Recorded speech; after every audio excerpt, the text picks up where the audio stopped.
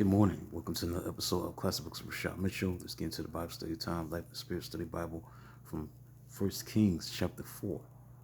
That's all chapter I'm going to be going over with today for this episode is concerned. Let's get into it, man. Peace on all sides. Verse 24, it says, "For he ruled over all the kingdoms of west of the river, from Tipsah to Gaza, and had peace on all sides."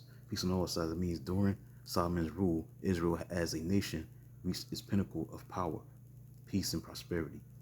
Politically and materially, Solomon's reign was a success. Spiritually, however, Solomon's slide into idolatry would leave his reign judged to be a failure. So go to verse 29, 30, 31, 32, and 33, and 34. Let's get into that. It's about Solomon's wisdom.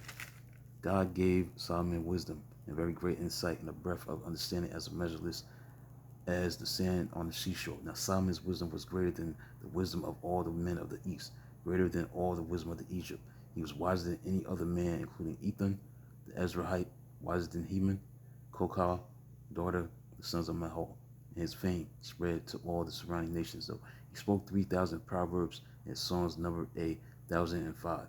He described a plant life from the cedar of Lebanon to the hyssop that grows out of walls. He also talked about animals and birds and reptiles and fish.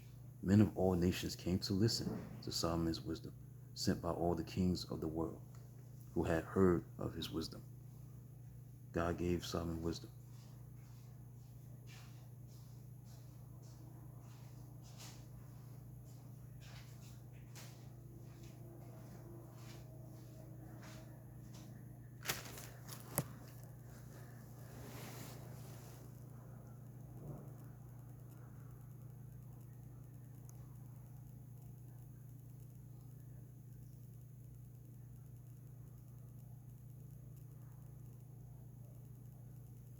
Solomon's wisdom involved a breadth of understanding and discernment about life and his responsibilities as king. He wrote 3,000 proverbs, many of which have been preserved in the book of Proverbs.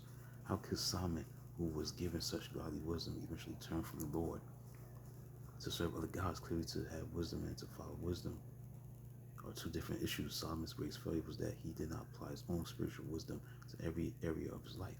Though he was the wisest man of his time, he did not live as wisely as some of God's faithful people did. Solomon was brought to spiritual ruin primarily because he married so many foreign women. Two factors were involved. He did this to form political and military alliances, and in so doing, failed to trust that the Lord will keep his kingdom secure from foreign threats. He undoubtedly found it difficult to resist the lust of the flesh and his desire for women. Also, a character flaw of his father David.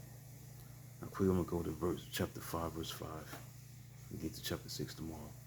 Chapter 5, verse 5, it reads, "I intend therefore to build a temple for the name of the Lord my God, as the Lord told my father when he said, your son, who I will put on the throne in your place, will build the temple for my name." To build a temple for the name of the Lord. It means chapters 5 to 8 records the steps taken by Solomon to build the temple where God would continuously reveal his presence and glory. The temple was a dwelling place for God and a place for the people to gather to worship him. It was built in Jerusalem on Mount Moriah. It took 7 years to complete. God gave David the plans for the temple by revelation of the Holy Spirit, and David provided many of the resources before he died. All right, so that's it for today. I wasn't going to do another chapter, but I did. Chapter 5, verse 5, and chapter 4. And chapter 5 and chapter 4 of 1 Kings. I'll be in chapter 6 tomorrow of 1 Kings. And that'll be it for tomorrow. That concludes the episode. Until then, talk to you tomorrow as I do chapter 6 of 1 Kings.